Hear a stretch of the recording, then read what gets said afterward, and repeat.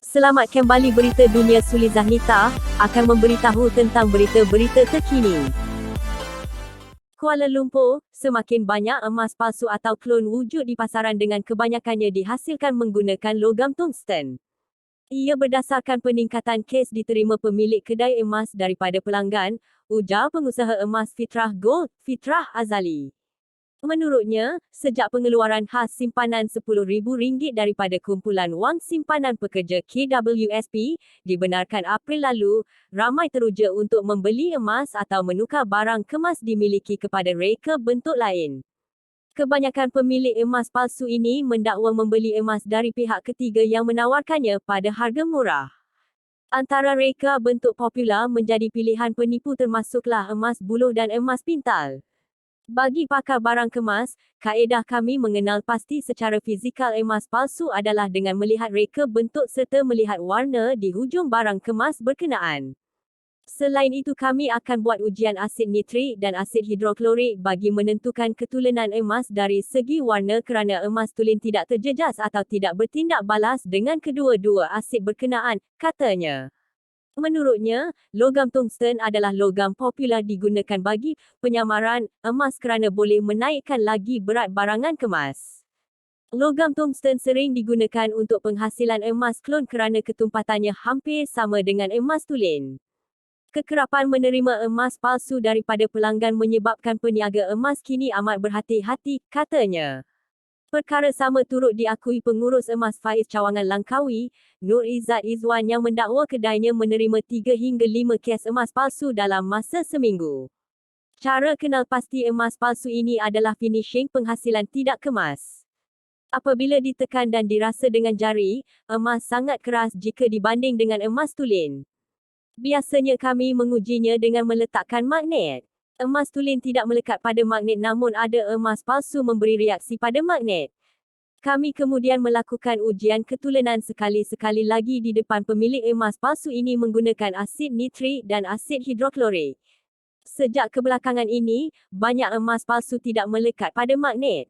Namun ujian asid biasanya beri tindak balas apabila warna logam pada emas palsu akan kelihatan, katanya.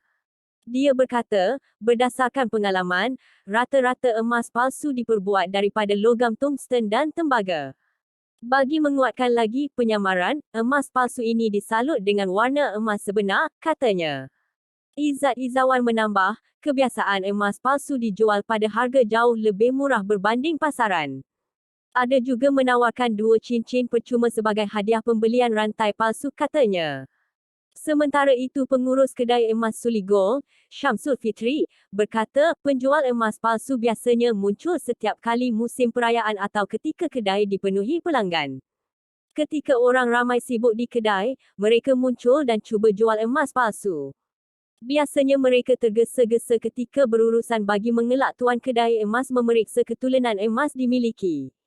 Untuk kenal pasti ketulenan emas, kebiasaannya emas tulen ada kod pada bahagian sangkut rantai atau gelang. Namun kini, ada emas palsu memiliki kod 916. Jika ketulenan gagal ditentukan, kaedah bakar sehingga cair adalah cara terakhir. Biasanya apabila emas cair, barang kemas mudah disahkan ketulenannya. Namun, cara ini dilakukan atas keizinan tuan barang sahaja, katanya.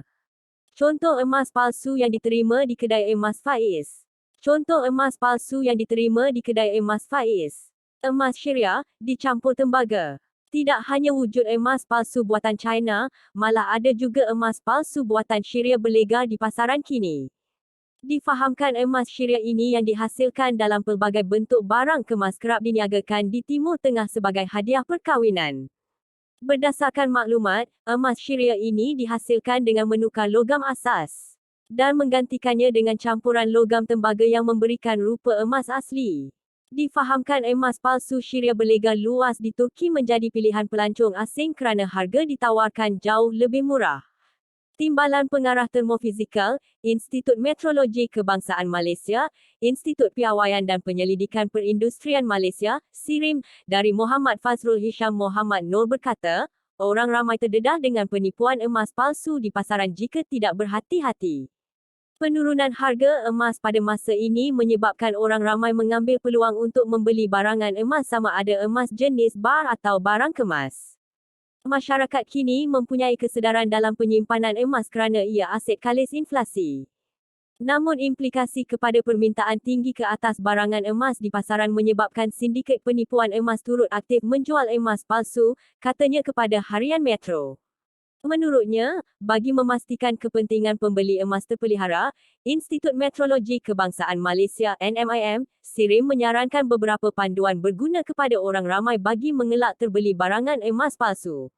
Pertama, semasa pembelian barang kemas, pastikan anda terima resit belian atau sijil barang kemas seperti termaktub di dalam Akta Perihal Dagangan, Akta 730 katanya. Beliau memaklumkan, jika pembekal menjual barangan palsu, pembeli mempunyai maklumat yang lengkap untuk buat laporan kepada pihak berkuasa. Kebiasaannya kebanyakan barangan palsu tidak mempunyai sijil dan akan menyebabkan pihak berkuasa sukar untuk mengambil tindakan. Kedua, pembeli perlu memastikan produk dibeli sama seperti maklumat dinyatakan dalam resit atau sijil belian. Pembeli mempunyai hak untuk pastikan apa yang dibeli adalah betul. Maklumat penting adalah berat dan ketulenan barangan kemas. Justeru, penjual perlu menyediakan alat penimbang untuk memastikan berat barangan dibeli sama dengan berat timbangan dinyatakan dalam sijil, katanya. Selain katanya, ketulenan barang kemas juga adalah maklumat yang amat penting bagi memastikan pembeli menerima barang kemas yang tepat dengan harga dibayar. Terdapat pelbagai jenis ketulenan emas yang dijual di pasaran seperti emas 999, 916, 850 dan 750. Ketulenan emas ini menunjukkan peratusan kandungan emas pada barang. Sebagai contoh, emas 916 mempunyai 91.6% kandungan emas pada barang kemas tersebut. Bagi menyemak nilai ketulenan barang kemas, pembeli boleh meminta pihak penjual menjalankan pengukuran ketulenan menggunakan densimeter. Densimeter adalah peralatan pengukuran emas yang mudah dan cepat tanpa merosakkan sampel emas. Menariknya, lebih 90% Arahnu di Malaysia menggunakan densimeter semasa menjalankan transaksi pajak gadai, katanya. Beliau berkata, panduan terakhir dan paling selamat adalah orang ramai boleh membeli barangan emas yang mendapat pensijilan SIRIM Gold Hallmarking daripada SIRIM QAS International sendirian. Berhad, pensijilan ini akan menilai, memantau dan seterusnya mengiktiraf setiap produk yang dihasilkan oleh pengeluar emas. Barangan emas yang mempunyai pensijilan SIRIM Gold Hallmarking perlu melalui pengujian ketulenan logam yang dijalankan oleh NMIM berdasarkan kaedah rujukan ISO 23345/2021, katanya, yang pernah mengetuai kumpulan logam berharga seterusnya terbabit dengan pembangunan standard emas Malaysia dan membangunkan modul latihan kompetensi anggota kerja Arahnu. Terima kasih yang sudah menonton video. Sulizah Nita, jangan lupa subscribe, like, komen dan share. Bye bye.